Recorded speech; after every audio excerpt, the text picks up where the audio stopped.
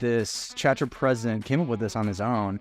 He decided that instead of sitting in the front of the room during chapter meeting, complaining about people not coming to whatever thing or engaging in whatever thing, he stood up. He was like, hey, we did this thing. This is what brotherhood looked like this week. And these few people in this large chapter decided to participate. And he gave them a discount on their dues for that semester. And he's correct. Jaw drop. Other people in the jail would say, what? How is that fair? Welcome to Heard Around the Phire, everybody. What have you heard? This is a segment where we dive into the conversations and musings that we have heard in our everyday lives. It might be something that someone's dropped in a chat in one of our digital trainings. It might be something that maybe you've heard in a training where you've been present with people and you hear students talking to one another. Maybe you overheard it walking past someone at a conference, or maybe one of our partners is a campus advisor and they've shared like, gosh, my students say this all the time. I don't know what to do with it. So no matter where we've heard these little musings, these little quips, we want to provide insights and valuable perspectives on growth to help students maybe combat this, to move past these things. So let's dive right in. We had been talking a little bit about we join in certain ways, but it's not just about joining. It's also about, we might be able to get people to recruit. We might be able to get people to join and we recruit really well, but we've got some chapters that just kill it at recruitment. But as their members progress through the membership experience, as they get older, they don't stay. They're like, I've already got my friends. I joined to find friends, but I can't keep them. So, what do we do with that? How do we keep people? We can recruit fine. I don't need to be told how to recruit. We're good there. How do we keep our members? So what do we say to that? What do we say? How do we help people who, might have said this or they're complaining about this? What do you think? Yeah. When I think about retaining your older members, I think about something that Becca said earlier, finding out what they need, right? Because maybe that first year, second year is like, I'm still having fun at these pottery painting sisterhood events. I'm still having fun at these karaoke nights that we're having. And the third year and the fourth year is like, I'm about to get a job. Like, I need to be employed after this. I need professional development. And so are we making, yes, having fun sisterhood events, but what are we doing to make sure that you as chapter leaders understand what your third and fourth year members need, right? I remember in my chapter experience having a resume building class that we took together as third and fourth years. And we had somebody come in that was on campus completely free, something that is already offered to the third and fourth years at your university. You probably have it at your school as well. And we just had them come in 30, 45 minutes and talk to us about interview skills, resume building skills, all these different kinds of things. And we all left that event like, finally, we're not painting a succulent again. Like, finally, we're not watching The Bachelor, which those things are so fun. Love those things still. You don't necessarily grow out of that. But we just needed so much more. And that made us feel, and it made us feel really seen and heard as well. Like, not only did it help us grow professionally, but it was like, okay, look, finally, like the VP of membership understands that this is what we've been looking for. This is what we really need. So think about those things and just ask them, right? I think a lot of times we sit in those exec meetings, and we're like, we run the shots here, we're planning the events, and we just didn't ever ask our members what they wanted and what they need to feel like they still belong in this organization, right? Yeah. Saf, I want to go off what you were just saying for a second, because I feel like I always make this reference, and it's Life's What You Make It, You Better Make It Rock by Hannah Montana, everybody. I hope you all know and understand the reference. But so like in that song, Hannah Montana is literally singing about how like life is going to be like all up to you. You have to be the one that makes it extravagant and great and incredible. You have to make it rock yourself. And so often as chapter leaders, as chapters, we apply that to our membership, and we're like, membership's what you make it. So it's your responsibility to make it rock. It's your responsibility to make it good. And so we often pull back after initiation, after the new member experience. So we've had recruitment, we've really sold this great product. We're like, buy this Maserati, it's going to be great. It goes fast and it's beautiful and it's going to have a long lasting value. And then they get into their new member period and we're like, yeah, it's going to come out. It's going to come out. Like, we're getting it ready for you in the back. Like, it's shipping right now. You'll have it in a little bit. And then you initiate and you're like, yeah, this is so great. And then all of a sudden the retention efforts stop because it's like, all right, like, we've secured you here. You're here. You're good. Now it's your job. We've given you tools maybe, and it's your decision now what you want to do with this experience. And we so often forget to actually cater that experience to and like put effort into retaining and engaging our members in intentional ways. I like to say that we start using the word sisterhood, brotherhood as a verb, when in reality, it's not. It is not something like, we're not going to a sisterhood. Like, sisterhood's not an event. Sisterhood is something we engage in. Brotherhood is something we engage in. Siblinghood is something we engage in. We can't just throw an event and like say that our sisterhood, our brotherhood, our siblinghood is fixed and it's beautiful and it's so strong, right? But it's something that we have to feel and engage in and put work into every single day. The same way that recruitment is not just an event. It's not like we use recruitment as this verb, but it's really something that we have to put effort into and really tailor and create relationships in sisterhood, brotherhood, siblings, the same exact thing. So I think it's shifting the perspective away from, we're going to put a ton of effort into, it's oftentimes the beginning of membership. And then the end of membership, we like to throw stuff at our seniors. Here's a senior banquet. Here's this, here's that. But we so often forget about the middle portion of our members, our sophomores, juniors, second, like, they just get left out because we're like, you're going to figure out for the next 2 years. You got a lot when you were a freshman. You're going to get a lot when you're a senior. Make the other 2 years worth it yourself. So I think it's about shifting our perspective away from they'll figure it out into how do we intentionally retain and engage our members in a way that's going to work for them. I love that.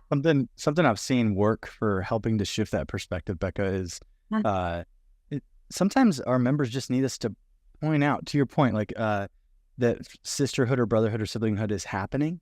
Yeah. Sometimes in order to shift the perspective, because we think it is that isolated event or that we just need leaders that are willing to kind of tell stories really well and point it out. Like, hey, I noticed sisterhood looking like this week over here in this way. And that's a very different way to lead than maybe some of the leaders that I've experienced even about my own home chapter back in the day. Or I actually I learned this from maybe it was like a year out of college. I was visiting a chapter, and this chapter president came up with this on his own. He decided that instead of sitting in the front of the room during chapter meeting, complaining about people not coming to whatever thing or engaging in whatever thing, he stood up and he was like, hey, we did this thing. This is what brotherhood looked like this week. And these few people in this large chapter decided to participate, and he gave them a discount on their dues for that semester. And correct, jaw drop. Other people in the would say, "What? How is that fair? Where did that?" I just want to celebrate the extra effort that these individuals. And all of a sudden, people start wanting to engage in the wait a minute, and so like leading instead of with like shame and challenge and frustration, just being a good storyteller, pointing out where brotherhood or siblinghood or sisterhood is happening, how juniors and seniors who are engaged, like what the benefits are for them, and having them speak to maybe a moment that week that was like really impactful for them to get to spend time with one of the newer members, and then celebrating that. It calls people into the culture that you're trying to create. Or if you sit in the front of the room, you're going to continue to get actually people to quit. People will say like, look, I don't have time for this. I don't really see the benefits. And then I'm going to come once a week to a meeting where you just beg me and yell at me and tell me I'm not good enough. I'd just rather not be here then. And so instead, like choosing celebration, choosing storytelling, pointing it out. Those are a couple of things I've seen like work to help start to shift that perspective. I love that. Those are all really great thoughts and perspectives on, gosh, after we get them, we got to keep them. And it's about recruiting them always, not just recruiting them once. You know, we're recruiting them into this entire experience so that when they graduate, they also want to be involved and to give back.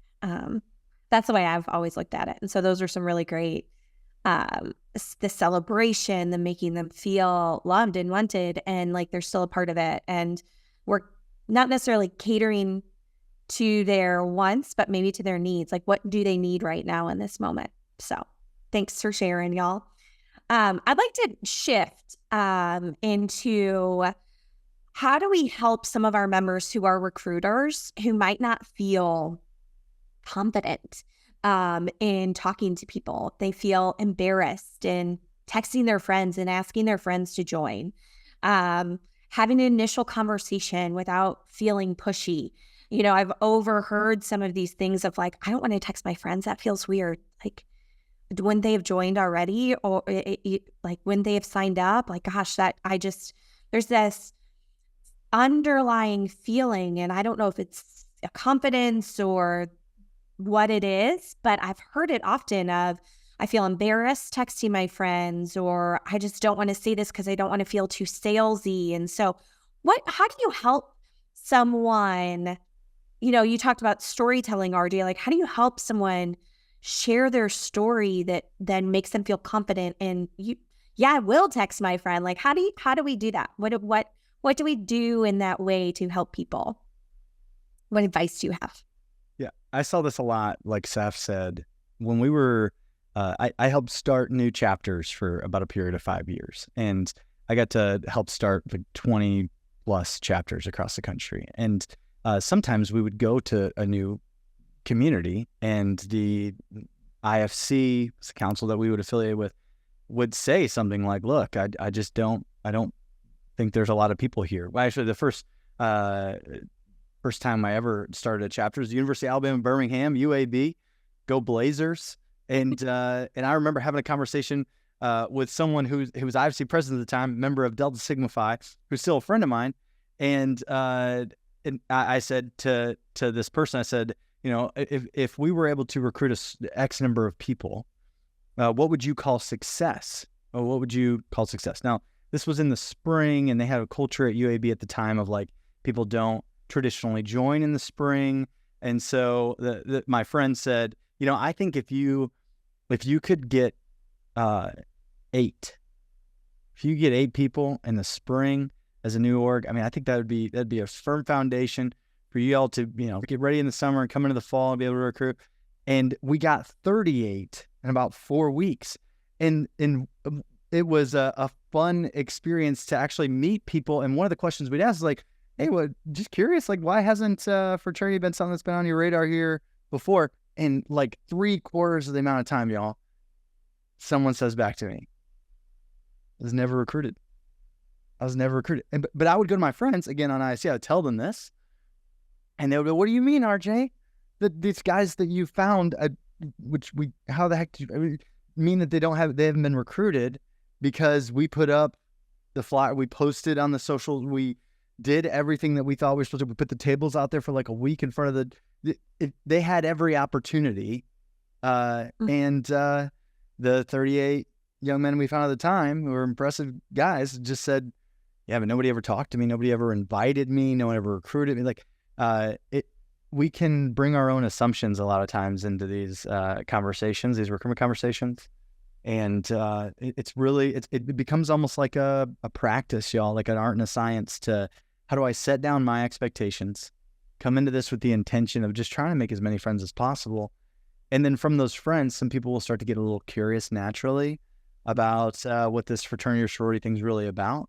And then those are little doors, like opportunities, glimpses that you can step through and be the person that they need in that moment to kind of essentially be their guide. I say that oftentimes, that when fraternity recruitment and sorority recruitment is done well, it doesn't center us as members as the hero. It actually centers the potential member or the new friend that we're making as the hero. And we just get to come alongside and be their guide.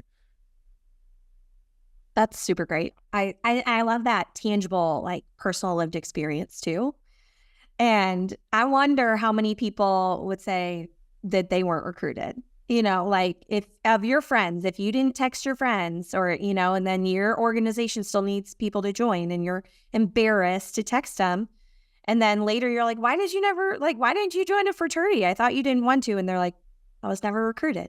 Like, I wonder how many situations are existing out there in the world right now, within our own organizations that we're supporting, where students are like, I don't want to text them. I don't think they're interested. I'm embarrassed, or I'm a little nervous. I think that question that you asked, RJ, why have you, like, what was the specific question you asked? Why haven't you found a fraternity sorority? Like, why haven't you chosen to join a fraternity before, specifically at U of B, because we were starting a chapter of a fraternity. And yeah, I think it's like 3/4 of the amount of time. And we do surveying now too at Phired Up and ask that question pretty regularly. And that holds pretty consistent. About 3/4 of the amount of time, the number one answer isn't that they don't like us, or that they don't like what we're selling, or that they don't think it's valuable, or they think it's some other like horrible thing about us. 3/4 of the amount of time, someone just says, I was never recruited. And it bums me out. It's also why I love when juniors and seniors join. When I meet someone that's like, I just joined, I mean, graduating in whatever, but I joined later, or maybe they don't follow the stereotypical traditional path to membership. I love that so much, because it continues to prove the point. Like, man, gosh, I wish we could have gotten to you sooner at some point, like as soon as you were qualified for membership. I wish someone would have been able to be that friend that you needed. But I love meeting junior, senior people that just maybe didn't take even actually alumni initiative. I love meeting people that still found a home in fraternity sorority, but didn't follow that path. It just continues to inspire me to try to be that friend for more people earlier. Yeah, that non-traditional path. That's also something that I think, let's do one more, because I've heard this, and I've heard like, okay, so I feel like we have all the names on our list that we can. And then oftentimes when we dig deeper, it's first year students. What about sophomores? What about juniors? What about seniors?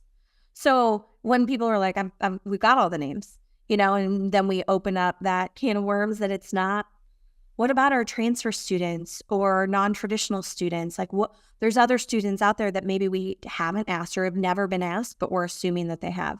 So what advice would you give someone if they're like, juniors and seniors, they're past their prime, like, we're not going to recruit them? So, RJ, you opened up that pathway. I'd love to talk about that real quick. Like, how would you encourage someone? How would you talk to someone? How should they recruit someone who's a junior and senior, who's an upperclassman? I think for me, it's helping our chapter leaders, our chapter members, really grasp the concept of fraternity and sorority is not just a 4-year experience. I think recently, especially, I've been seeing a lot of our members are just really like, yeah, once I graduate, I am done. Like, it's over, right? And I see I look back at members of fraternity and sorority that joined 50 years ago, 60 years ago, and the love, like, I've met chapter advisors and folks like advising chapters at 40, 50, 60 years old. Like, they've never lost the love of fraternity, of sorority. And I'm like, how do we get that into our members? How do we help them conceptualize the idea that fraternity and sorority is not just 4 years? I think when we're in college, it's really easy to only, like, we're looking at our 4 years, that we're chunking out time. And so often as humans, that's just how we view life. We naturally chunk time together. And so it's hard in our collegiate experience to look past the 4 years, especially as freshmen and sophomores looking ahead. And like, if I'm a freshman or sophomore and somebody's like, why don't you just recruit a junior or senior? And you're like, what do you mean? They're so far ahead of me in life, and we're not that similar, and they're not going to want to join, because I wanted to join as a freshman and sophomore. They we can't conceptualize why an upperclassman would want to join.